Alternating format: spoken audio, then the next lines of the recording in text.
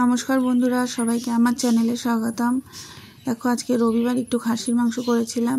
মাংসগুলোকে আগে প্রেসারে দিয়ে দিচ্ছি, একটু জল দিয়ে দিলাম। এবার হলুদ নুন দিয়ে আমি একটু সেদ্ধ করে নেব মাংসটা। আমি এভাবে করি না, আজকে ইচ্ছা হলে এভাবে করতে। আমি পরেই প্রেসারে দিই মাংসটা, কিন্তু আজকে আগে সেদ্ধ করে মাংসটা করব। নুন হলুদ মাখিয়ে দিয়েছি। এবার প্রেসারে বসিয়ে দেবো গ্যাসে, সিটি লাগিয়ে নিলাম। গ্যাসে দিয়ে দিচ্ছি আমি। এদিকে হতে থাক, আমি অন্য কাজগুলো করি।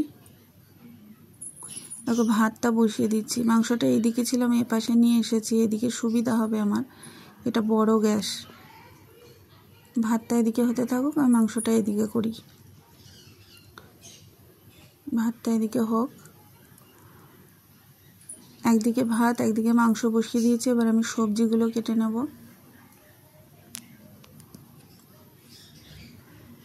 আলুগুলো কেটে নিচ্ছি সব। আলু কাটতে কাটতে পেঁয়াজটাকে মনে পড়লো মাঝখান থেকে কেটে একটু জলে ভিজিয়ে রাখি, তাহলে যখন আমি পেঁয়াজটাকে কাটবো ঝাঁঝটা কম লাগবে। পেঁয়াজ কাটা হয়ে গেছে, আমি আলুগুলোকে আবার কেটে নিচ্ছি। খাসির মাংসতে একটু আলু না দিলে ভালো লাগে না, আর ছেলেকে ভাত মাখার সময় আমার আলু দিতে হয়।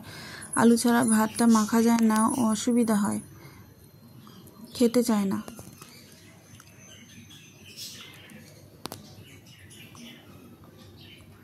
আলুগুলো কেটে নিচ্ছি সব।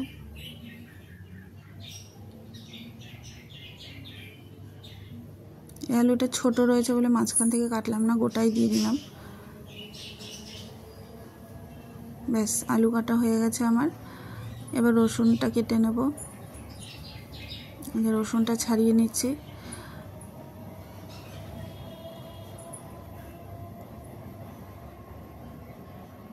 আদা রসুন সব কেটে নেব এবারে।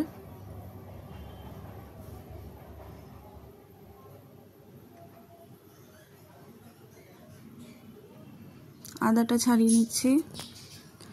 আদা রসুন কাটা হয়ে গেছে আমার। দেখো, আদা রসুন লঙ্কা, 5টা লঙ্কা নিয়েছি। এদিকে সবজি কেটে ধুয়ে নিয়েছি। ভাতটা ফুটে গেছে আমার। এদিকে মাংস হয়ে গেছে, গ্যাসটা বন্ধ করে দিয়েছি। সেদ্ধ হয়ে গেছে মাংস, একটু ভাপে থাক। এবার পেঁয়াজটা কুচিয়ে নিচ্ছি। আগে যেহেতু জলে ভেজানো ছিল আমার, ওই জন্য চোখটা জ্বালা করছে না। 3টে পেঁয়াজ দিয়েছিলাম, মাঝারি সাইজের 3টে পেঁয়াজ। পেঁয়াজটাকে কুচিয়ে নিচ্ছি সব। কুচিয়ে নেওয়ার পরে এবার আমি মশলাটা করে নেব। জিরে, দারচিনি আর এলাচ, এর মধ্যে আমি আদা রসুন সব একবারে দিয়ে পেস্ট করে নেব। তোমাদের দাদাভাই দারচিনি খেতে চায় না, আজকে যেহেতু ওর নেই বলে দারচিনিটা দিচ্ছি মাংসে। একটু জল দিয়ে আমি মশলাটা করে নেব।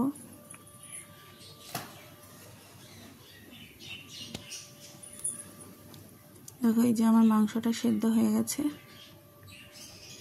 কষাতে কষাতে পুরোটা সেদ্ধ হয়ে যাবে। কড়াই গরম হয়ে গেছে, তেল দিয়ে দিলাম। আলুগুলো ভেজে নেব এক এক করে।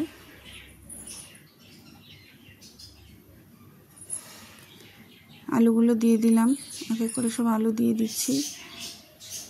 একটু চিনি দিতে হয় আগে তেলের উপর, আমি চিনি দিতে ভুলে গেছি, আমি পরে চিনিটা দিয়েছিলাম।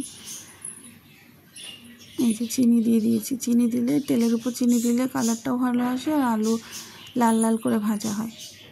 হলুদ দিয়ে দিচ্ছি, নুন দিয়ে দিচ্ছি। আলুটাকে ভালো করে ভেজে নিচ্ছি। এদিকে ভাতটা আমার হয়ে গেছে, ভাতটা নামিয়ে নিয়েছি। আলু ভাজা হয়ে গেছে। তারপরে তেলের মধ্যে জিরে, কাঁচা লঙ্কা আর একটা তেজপাতা দিয়েছি, দিয়ে পেঁয়াজটা দিয়ে দিয়েছি।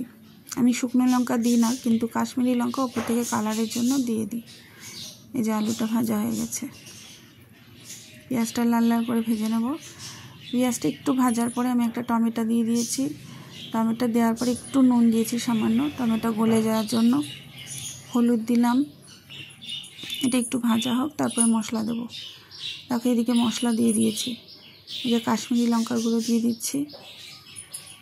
এটা ঝাল হয় না, এটা শুধু রঙের জন্য। এই যে মশলাটা ভালো করে ভেজে নিয়েছি। ভালো করে ভেজে নিচ্ছি মশলাটা। ভেজে নেওয়ার পরে আমি সেদ্ধ করা মাংসটা এতে দিয়ে দিচ্ছি।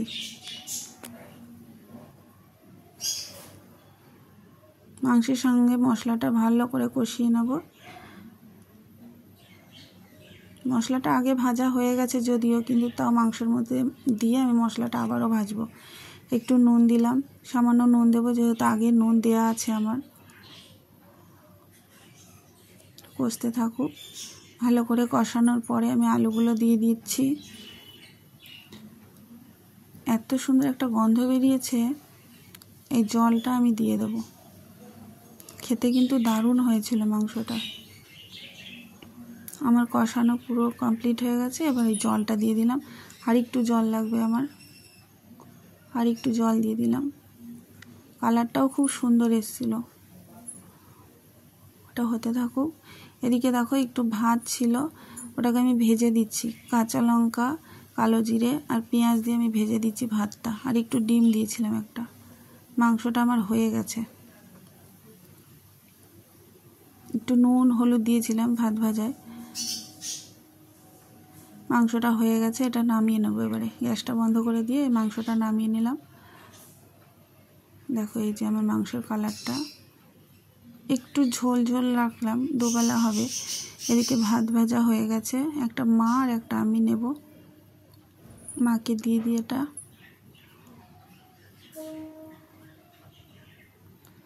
আমি একটা আলু নিয়ে নিয়েছিলাম মাংসের। এই যে আমার মাংসের ঝোল। এটা খেয়ে নিয়ে আমি, দেখো এদিকে মা তো মাংস খাবে না, মার জন্য একটা ডাঁটার তরকারি আলাদা করে দিয়েছিলাম। ডাঁটাটা আগে একটু নুন দিয়ে সেদ্ধ করে নিয়ে একটা কাঁচা লঙ্কা একটু রাঁধুনি ফোড়ন দিয়ে দিয়েছিলাম। এবার ডাঁটাটা দিয়ে ভালো করে এটাকে ভেজে নিচ্ছি। ডাঁটাটা লাল লাল করে ভেজে নেব। এটা ভেজে নেওয়ার পরে হলুদ দিয়ে দিয়েছিলাম। দেখো ভালো করে ভাজা হয়ে গেছে। এবারে কাঁচা লঙ্কা, সর্ষে আর 2-3টে কাজু বাদাম দিয়ে আমি একটা মশলা করেছিলাম, সেটা দিয়ে দিলাম। মশলাটা আমার ভাজা হয়ে গেছে পুরো। এবার জল দিয়ে দিচ্ছি। এটা একটু সাদা সাদা, মানে বেশি হলুদ হবে না, যেহেতু সর্ষে আর কাজু বাদাম আছে, একটু সাদা সাদা তরকারিটা। এই তরকারিটা হয়ে গেছে। ওপর থেকে একটু সর্ষের তেল দিয়ে নামিয়ে নিয়েছি। এদিকে দেখো আমার রান্নাঘর পুরো পরিষ্কার, ঘরটাও পরিষ্কার হয়ে গেছে। দেখো সব গুছিয়ে নিয়েছি ঘর। বইয়ের তাকটা শুধু গোছাতে বাকি। এই দেখো সব হয়ে গেছে। এবার ছেলের স্কুলে জামাটা কাচবো। একটু ভিজিয়ে রাখবো আগে জামাটা।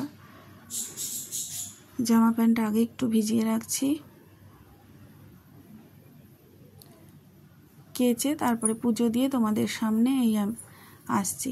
দেখো আমার পুজো দেওয়া শেষ। সবাই ভালো থেকো, সুস্থ থেকো।